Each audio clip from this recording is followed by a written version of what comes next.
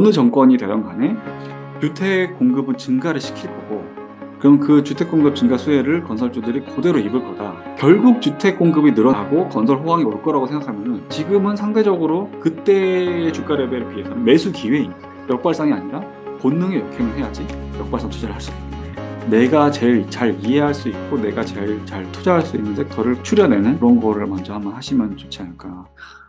아까 조선주 좀 얘기해 주셔가지고, 네. 조선주가 요즘에 미디어에 많이 나오더라고요. 태조 이방원 중에 한 자리를 네. 차지했어요. 네. 그래서 이 태조 이방원, 이게 좀 잘 그래도 이렇게 어려운 시장에서 각광을 받고 잘 나가고 있는데, 네. 좀 지금 투자하는 거는 좀 어떻게 생각하시는지. 늦었죠. 그랬어요.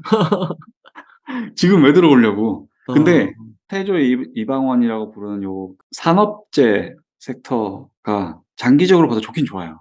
아까 그런 코로나 이후에 공급망 이슈라든지 이런 것들 때문에 공급망을 늘리는 과정인데, 그 공급망을 늘린다는 거는 몇 년에 걸쳐서 이루어지는 일이니까, 그래서 장기적으로 어느 정도는 가능성이 있는 건 맞는데, 주가 측면에서는 지금은 살 때는 아니라는 거죠. 음, 근데 그렇다고 해서 그럼 얘네들을 버리냐? 그건 또 아니에요. 왜냐면 제가 대선 1년 전쯤이었을 거예요. 그 신사임당 채널에서 저 불러주신 적이 한 번 있었거든요. 그래서 그때 나갔을 때 그 당시에 제일 핫했던 섹터가 건설주였어요. 근데 이유가 너무 명확했어요. 집을 더 지어야 돼. 어, 어, 그래서 그 정권 바뀌기 전 그 무렵에 부동산 쪽에 공급 부족이 너무 좀 이슈가 컸잖아요. 그러다 보니까 어느 정권이 되든 간에 주택 공급은 증가를 시킬 거고, 그럼 그 주택 공급 증가 수혜를 건설주들이 그대로 입을 거다. 그 논리가 너무 명확했다 보니까 실제로 건설주가 좋아져야 할, 실적으로 좋아질 시점에 비해서 훨씬 먼저 주가가 굉장히 올랐었어요. 그게 음, 몇 년도였더라? 2020년도였나? 2019년도였나? 제가 정확하게 기억은 안 나는데. 그래서 그때 그 신사임당님이 그런 거를 이야기를 했거든요. 그럼 지금 건설주 따라 사도 될까? 그런 얘기를 하셨었는데, 제가 그때 뭐 무슨 말씀을 드렸었냐면은, 이렇게 2, 3년 뒤, 그러니까 정권이 교체가 되든 안 되든 지금 새 정권이 생기면서 주택 공급을 늘리려고 드라이브를 쫙 하고, 그거에 맞춰서 그러니까 승인시켜주고 착공을 하고, 그렇게 해서 실제 건설주의 실적에 찍히는 거를 생각했을 때 이미 몇 년 전에 지금 주가가 반영된 거다. 음, 그 말은 그 사이에 분명히 한번 사람들이 열기가 식어서 주가가 조정받고 매수 기회를 더 줄 어, 거다라고 말씀을 드렸었거든요. 그러니까 만약에 3년 뒤에 좋아진다고 하면은 3년 뒤에 좋아지는 거가 지금 논리적으로 명확해서 주가가 확 오르면은 실제 3년 뒤까지 그 사이에 분명히 등락이 있어요. 건설주도 그렇게 됐었고, 오히려 지금 건설주 보면은 아무도 안 살려고 그러잖아요. 자재비가 음, 상승해 가지고 수익성도 안 좋아질 거고, 그것 때문에 착공 자체를 안 하고 있어. 건설주는 지금은 안 좋아. 그렇게 얘기하는 사람들이 훨씬 많거든요. 결국 주택 공급이 늘어나고 건설 호황이 올 거라고 생각하면은 지금은 상대적으로 그때의 주가 레벨에 비해서는 매수 기회인 거예요. 여기서 다시 역발상 이야기가 나오죠. 지금은 그때에 비하면 분명히 매수 기회인데 아무도 안 사려고 하잖아요. 역발상이 아니라 본능의 역행을 해야지 역발상 투자를 할 수가 있는 거예요. 그래서 그런 부분에서 봤을 때 태조 이방원도 비슷할 거예요. 예를 들어서 태양광, 앞으로 당연히 한 10년 가까이 늘어나겠죠. 조선은 흥행 그 업황이 업사이클이 가면 그게 또 몇 년씩 가요. 2차 전지, 전기차가 10년, 향후 10년 동안 늘어날 거라는 거 모르는 사람이 있나요? 광산주, 지금같이 어지러운 정세에서 광산주가 수혜를 꽤 오래 입을 수 있을 거라는 거 다 아시잖아요. 원자력도 에너지의 어떤 대안으로서 비슷한 의미인 거고. 근데 실제로 그 기업들의 통장의 숫자가 찍히기 전에 주가는 이미 너무 올라버렸어요. 그 말은 분명히 한 번 더 조정을 주면서 보유자에게는 인내심을 시험하면서, 또는 새로 진입하려는 사람들에게는 역발상의 용기를 시험하면서 추가적인 매수 기회를 분명히 줄 거예요. 안 주면 그냥 운이 나빴던 거예요. 근데 그 기회를 줄 건데, 줬을 때 그 부분을 뛰어들 수 있는 사람은 또 별로 없을 거예요. 그럼 지금 뭘 해야 되냐? 하나 빼고 다 하면 돼요. 사지만 마세요. 하지만 말고 그 섹터를 최대한 공부를 해 보시는 거예요. 조정이 한번 이렇게 있을 때, 예, 조정이 오지 않을까요? 예. 음, 그래서 그랬을 때 더 공부가 되어 있고 더 잘 이해하는 상태에서 추가적인 매수 기회를 활용하는 게 낫지, 지금 어떤 단순 모멘텀 측면에서 뭐 다른 쪽은 안 좋은데 여기가 아웃퍼폼하니까 여기로 피신 가 있어야지, 안 될걸요. 잘 안 음, 될 거예요, 그렇게는. 어. 그러면은 그 작가님께서 조선주로 지금 200% 정도 수익률을 거두고 계시잖아요. 네. 그런 거 같은 경우는 이렇게 주가가 올라가기 한 1년, 2년 전에 사신 건가요? 아니요, 저는 최초 매수는 2018년에 했었어요. 그쵸, 4년 가까이 지금 채우고 있고, 그리고 음. 그 사이에도 뭐 팔았다가 다시 사기도 하고, 물리기도 많이 물렸었고, 마음고생도 진짜 많이 했고, 그리고 사실 조선주에 지금 미포 말고 삼성중공업에 투자해서 마이너스 30% 내고 손절한 적도 있었거든요. 그거는 음. 2015년, 16년 그때 무렵이었어요. 음. 그리고 저는 저희 아버지가 조선소에서 근무를 하셨었거든요. 어. 어렸을 때 거제도에 살았었어요. 조선업이라는 거를 되게 피부로 느끼면서 자라왔었어요. 근데 어. 그런 것들이 다 누적이 됐기 때문에 조선주라고 하는 난이도가 높은 섹터를 장기 보유하면서도 맨정신을 어. 유지할 수가 있었던 거거든요. 그렇구나. 그래서 그렇게 보면은 그건 있어요. 좋게 보이는 섹터가 있다.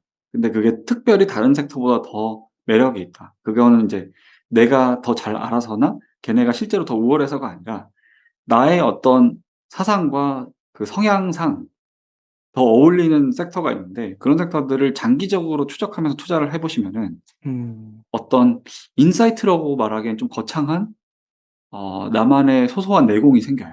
그러면 걔네를 더 적절한 시기에 더 적절한 베팅으로 투자를 할 수가 있어요. 그래서 그런 쪽이 어디냐를 한번 보시면 어떨까. 예를 들어서 태조 이방원이 다 좋아 보여요.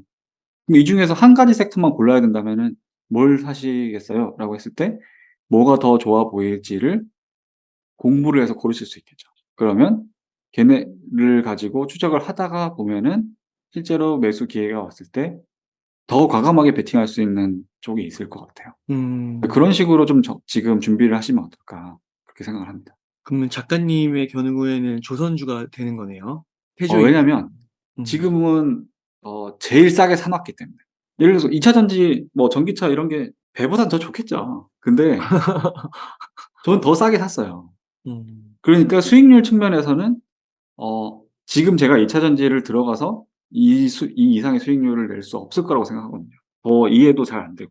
그래서 뭐 그런 식으로 인제 접근을 하고 있는 거죠. 그래서 내가 더 나랑 합이 맞는 섹터 이런 거를 고른다고 했을 때 제일 중요한 거는 이해도도 있지만 팔지 않을 자신이 어. 있는, 그 가장 맞는 말. 오랫동안 관계를 유지할 수 있는 섹터가 사실은 저한테 제일 좋은 섹터인 것 같아요, 음. 자신에게.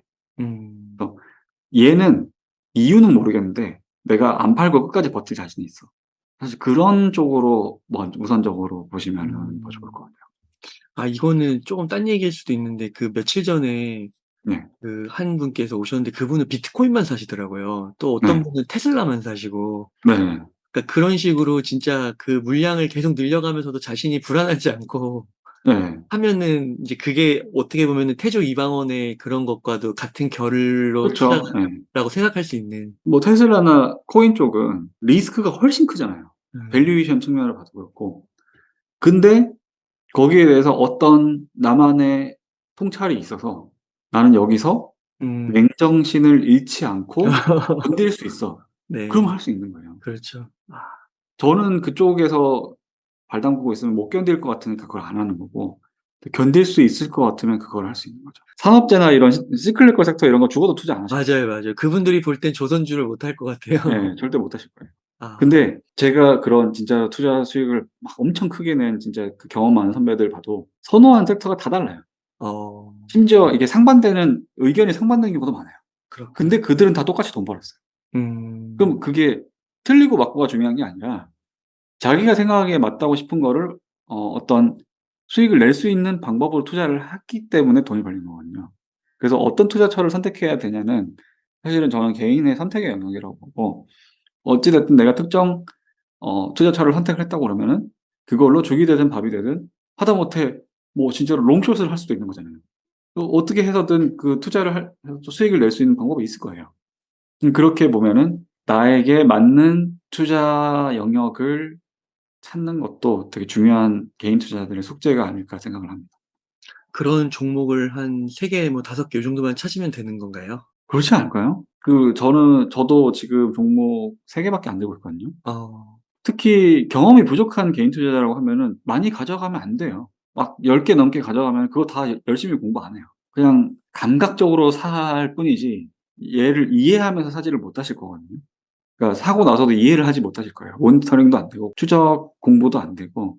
그래서 오히려 종목 수를 줄이는 과정에서 아까 말씀드렸던 그런 어떤 일련의 그 생각 프로세스를 거치면서 내가 제일 잘 이해할 수 있고 내가 음. 제일 잘 투자할 수 있는 섹터를 고르는, 그러니까 추려내는 그런 거를 먼저 한번 하시면 좋지 않을까.